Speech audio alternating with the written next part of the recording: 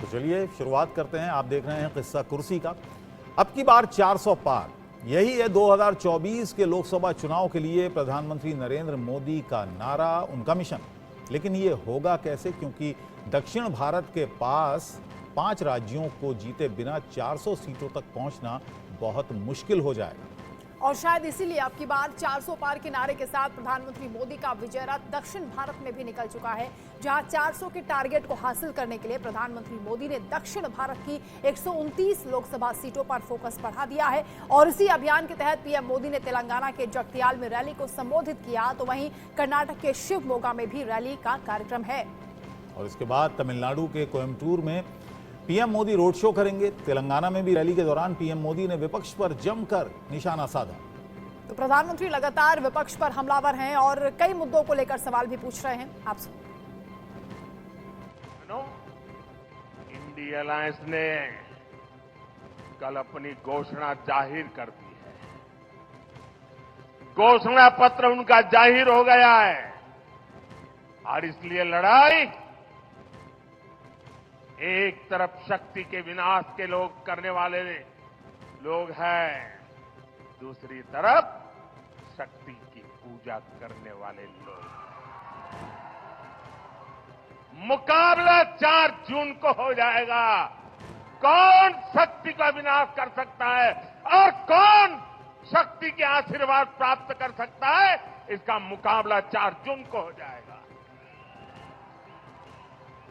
आज पूरा देश कह रहा है 4 जून को 400 पार।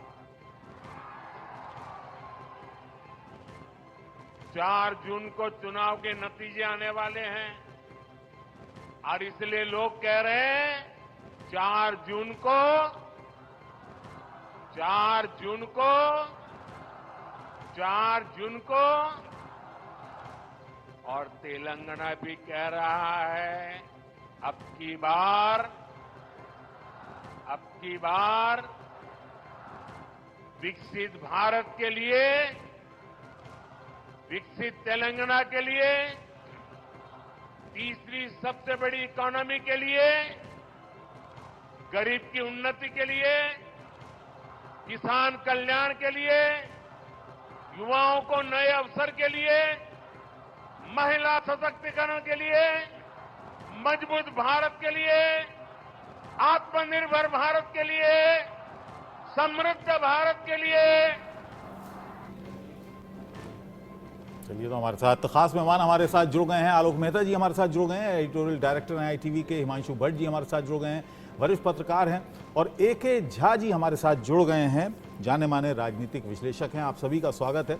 आलोक जी, अब की बार 400 पार, ये नारा लगातार भारतीय जनता पार्टी की तरफ से आ रहा है। प्रधानमंत्री मोदी लगभग अपनी हर रैली में ये बात कह रहे हैं कि अब की बार 400 पार।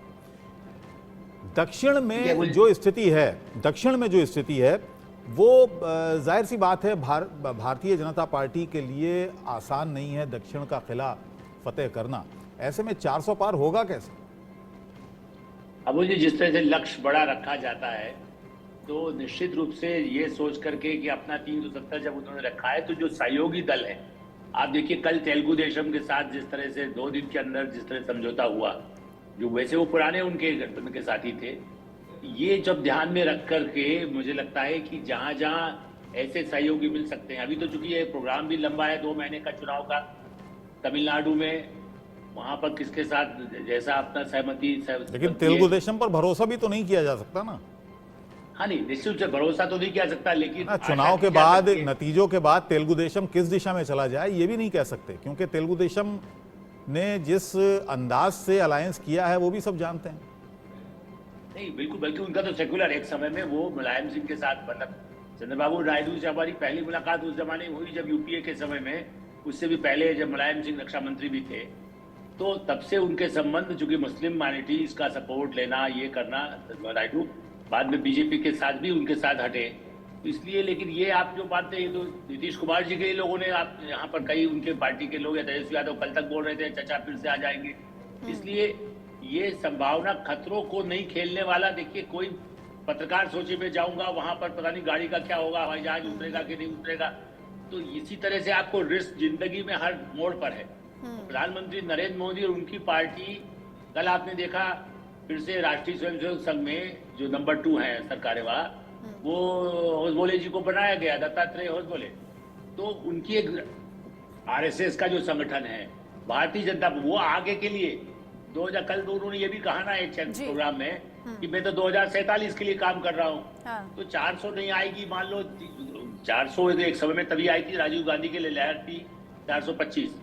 तो टारगेट ये रखना और उसमें सहयोगी दलों को लेकर के कैसे कर सकते हैं, ये तो आपने बिल्कुल ठीक कहा। कौन बदल जाएगा, बीजेपी से लोग कोई छोड़ जाते हैं, ऐसे लोग भी आए हैं, लेकिन उस टारगेट बड़ा रखा है सर, लेकिन विपक्ष इस पर भी सवाल उठा रहा है कि इतने बड़े टारगेट को आप कैसे पूरा करेंगे, उसके लिए आपके पास शक्ति है, वो कॉम्बिनेशन बता रहे हैं हिमांशु जी। ये कहा जा रहा है ईवीएम, सीबीआई, ईडी, ये सब शक्ति है मोदी जी की, जिसके आधार पर आप विजय फतेह करने की बात कर रहे हैं। लेकिन इस शक्ति शब्द को भी प्रधानमंत्री ने नारी शक्ति से जोड़ दिया और तमाम जो रैलियां उनकी हो रही हैं उसमें विपक्ष पर हमलावर हैं कि हम शक्ति को की पूजा करते हैं, और विपक्ष है जो इंडी गठबंधन है वो शक्ति को खत्म करने की चाहत रखता है। बड़ी सीधी बात है ना, शक्ति माने क्या? हमारे लोगों में शक्ति मतलब महिला, महिला शक्ति, क्योंकि देवी होती है और देवी माँ की हम पूजा करते हैं। वो माँ हो, बहन हो, बीवी हो, कोई भी हो, और देवी की पूजा शक्ति मतलब शक्ति की आराधना है। तो वो वही हिसाब से ले रहे हैं। विपक्ष बोल रहा है कि ये शक्तियों का इस्तेमाल करते हैं। कहाँ से, कैसे? देखिए, वो लोगों को समझने की बात है। और जहां तक मिशन साउथ की बात हम कर रहे हैं, तो आपको भली भांति समझना चाहिए कि साउथ के 129 सीटों में से अभी भी मैं सबसे ज्यादा सीट अगर कोई राजकीय पक्ष की हो तो वो भाजपा की है साउथ के अंदर, 29 सीटें। अकेले कर्नाटक से ये बात को हमें भूल नहीं जाना चाहिए भैया। अकेले कर्नाटक से, कर्नाटक में बिल्कुल।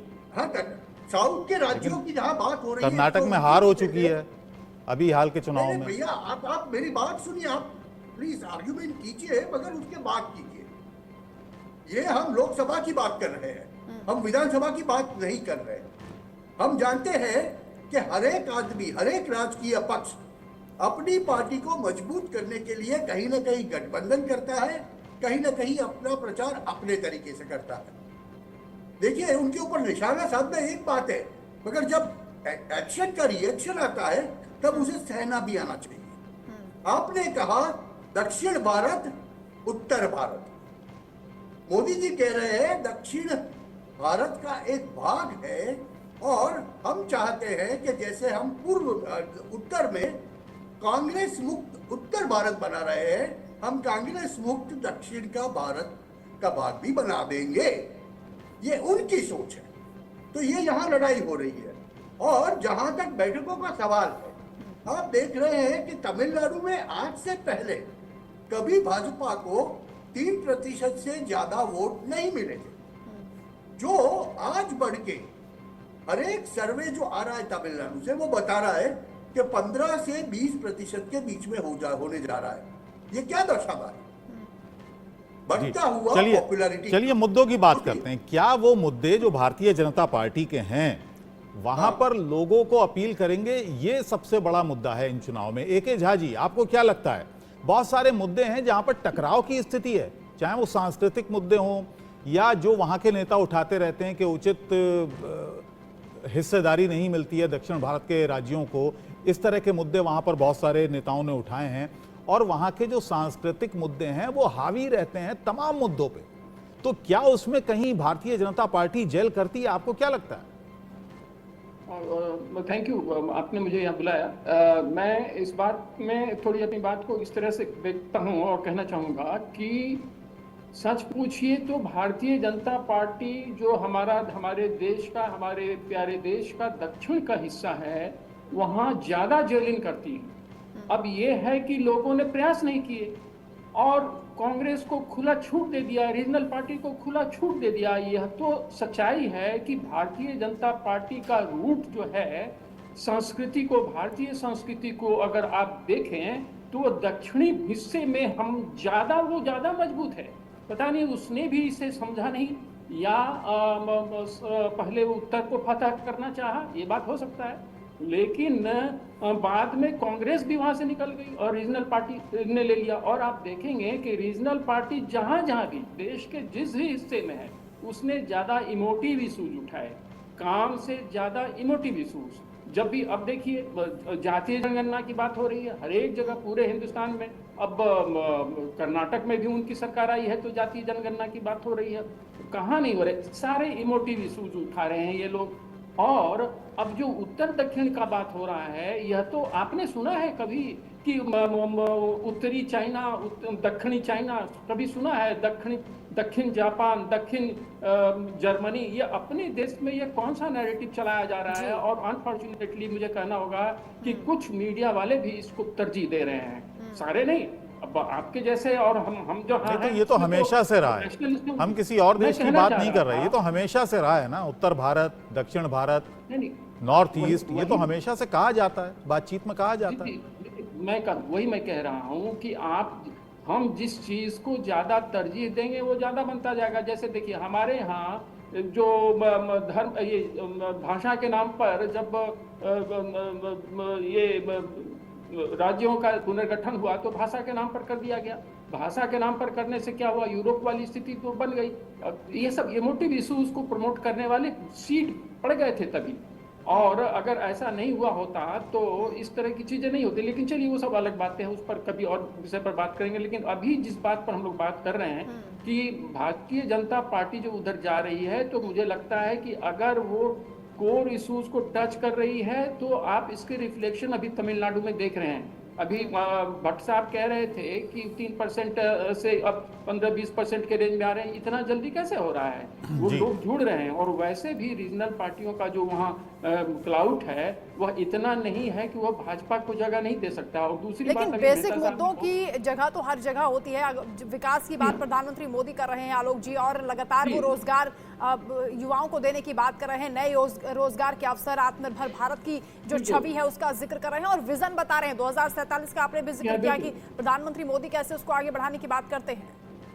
वंदना जी देखिए, हुआ ये है जो आपने बिल्कुल अभी जो अभी भी कह रहे थे, वहां भी मुद्दे तो तमिलनाडु, कर्नाटक में जितने बड़े हो सकता है विधानसभा चुनाव में पार्टी की जो कमजोरी रही, लेकिन जब लोकसभा चुनाव आता है, पिछली बार के चुनाव के अनुभव भी आप देखते हैं, कई राज्यों में विधानसभा के लिए लोग अलग वोट देते। और इसीलिए एक देश एक चुनाव के मुद्दे पर भी मेरा ये कहना है और लिखता रहा हूं मैं कि आप यदि देखिए कि कई बार हमारा मतदाता अब तो पहले से ज्यादा जागरूक है। और जब जागरूक नहीं था, गरीबी थी 70 से 80 के पहले, उस समय भी लोगों ने विधानसभाओं में अलग वोट दिया और लोकसभा में अलग वोट दिया। तो भारत के मतदाता को केवल ये डिवाइड करने से भी नहीं होता। हाँ, उनकी स्थानीय आवश्यकता, उनकी, लेकिन आलोक जी जो मुद्दे रहे हैं भारतीय जनता पार्टी के, उनके बारे में जो वहाँ के जानकार हैं साउथ की राजनीति के, वो कहते हैं कि जो हिंदी और हिंदू वाला जो ये मुद्दा है वो वहाँ पर उसको बहुत ज़्यादा अपील नहीं करता है वहाँ के मतदाताओं को। अब जैसे मिसाल के तौर पर बीफ को लेकर एक स्टैंड है उत्तर भारत में भारतीय जनता पार्टी का, आरएसएस का, केरल में वो स्टैंड नहीं चल सकता। बिल्कुल आपने ठीक कहा, नहीं अरुणाचल में भी नहीं चलता है, गोवा में नहीं चलता है, इसलिए, लेकिन वहां इसको जोर नहीं देते। देखिए हिंदी नहीं, आपने ध्यान दिया हो भारतीय भाषाओं को लेकर के कब से संघ के लोग जो कट्टर रहे हैं वो सब भी तमिल, तेलुगु, गुजराती, ये तो देखिए उत्तर भारत आप तो देखा जाए तो, बल्कि मैं आपको ये भी कहूँगा साहब, कई ऐसे लोग हैं गुजरात में भी जो आज भी गुजराती के मुकाबले में या भारतीय भाषा हिंदी को उतना नहीं अपना पाए, लेकिन तब भी क्या गुजरात में इनको नहीं सफलता मिली या उत्तर प्रदेश में नहीं मिली। इसलिए ये नहीं, उसके साथ में अब तमिल की फिल्में जितनी ज्यादा उत्तर भारत में लोकप्रिय हो रही है, उनके लोग हिंदी डबिंग करके काम कर रहे हैं। बहुत बड़ा काम मीडिया ने किया है। अभी हमारे मेहमान आए थे, सही है मीडिया कुछ, लेकिन मीडिया इसको बढ़ा भी रहा है, दूरियों को कम कर रहा है, दूरियों को। और इसीलिए जब मुद्दे आते हैं, बंगलोर में पानी का संकट है तो दिल्ली में भी पानी का संकट होता है, तो बंगलोर की समस्या के लिए कौन अच्छा काम करेगा? विकास के रोजगार देने में जितना मॉडर्नाइजेशन हैदराबाद में हुआ है पिछले वर्षों में, सरकारें आती जाती है, केंद्र की योजनाओं का सड़क यदि बनी है, यदि आप बंगलोर से चेन्नई जाने की सड़कें जितनी पास बन गई और ज्यादा बन रही है अगले 1 साल के अंदर, आप ये बताइए 2 घंटे में आप चेन्नई पहुंच जाएंगे, क्या ये दिखाई दीजिएगा? ये मुद्दे हैं मेरे हिसाब से, इस मुद्दे के बल पर वो आगे बढ़ सकते हैं। हम आज भी, आप और हम अभी क्यों 2 महीने पहले कहते कि रिजल्ट आ गया, रिजल्ट नहीं, लेकिन हाँ ये मुद्दे सबको प्रभावित करते हैं, चाहे वो विकसित हो युवा लोग। एक लाइन और कहूंगा अबुल जी, आज ही मेरी किससे बात हो रही थी जो बिल्कुल कांग्रेस समर्थक हैं, उनका कहना था कि भाई क्यों नाम ले रहे हैं बड़े पूंजीपतियों का, सबने तो पैसा लगा रखा है, जो युवा है, इंजीनियर हैं, दूसरे टेक्नोक्रेट्स हैं, एमबीए के काम कर रहे हैं या छोटा व्यापार कर रहे हैं, वो बड़ी पूंजी कंपनियों में पैसा लगाया, उनके अपने स्टार्टअप चल रहे हैं, उनके बल पर, चाहे समुद्र में खोज करना हो, चाहे हवाई जहाज के लिए खोज करना हो, चाहे छोटे मोटे काम के लिए